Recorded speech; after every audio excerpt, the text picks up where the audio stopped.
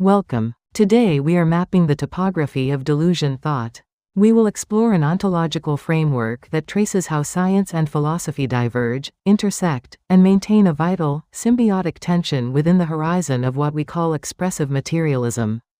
To understand Deleuze, we must contrast two foundations.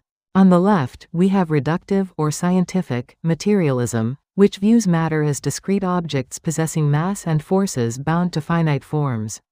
On the right, we find expressive materialism. Here, matter is understood as non-organic vitality, a monism that unites mind and body as a primordial force of potential power. This creates a spectrum of engagement.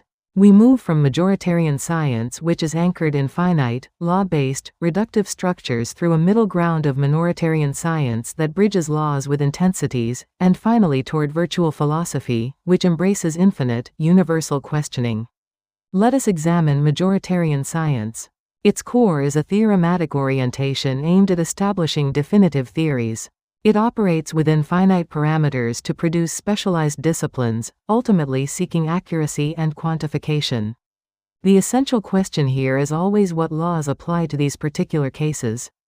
Conversely, philosophy adopts a problematic orientation. Its goal is not just accuracy, but rigor and insightful intuition. By acting as a metascience, it moves beyond individual facts to formulate universal problems.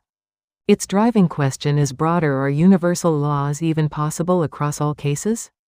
Despite their differences, both disciplines share a foundation of reason and experience. The split occurs in the scope of their reason. One branch turns toward specific cases and finite laws, while the other leans into universal laws and metaphysical inquiry. They are two paths flowing from a single source of truth.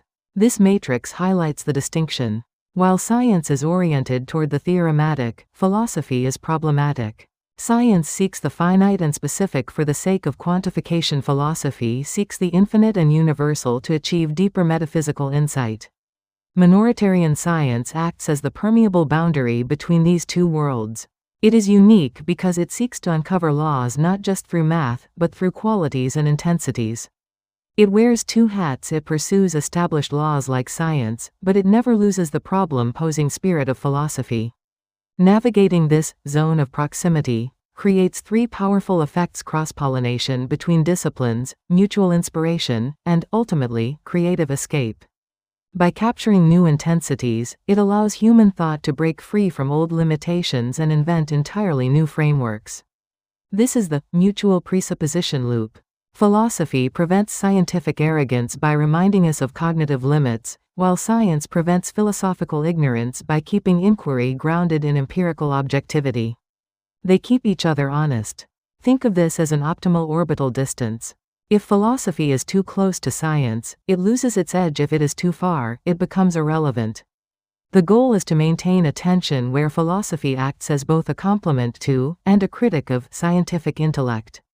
Ultimately, any thought that fails to bridge empirical objectivity with intuitive rigor is incomplete.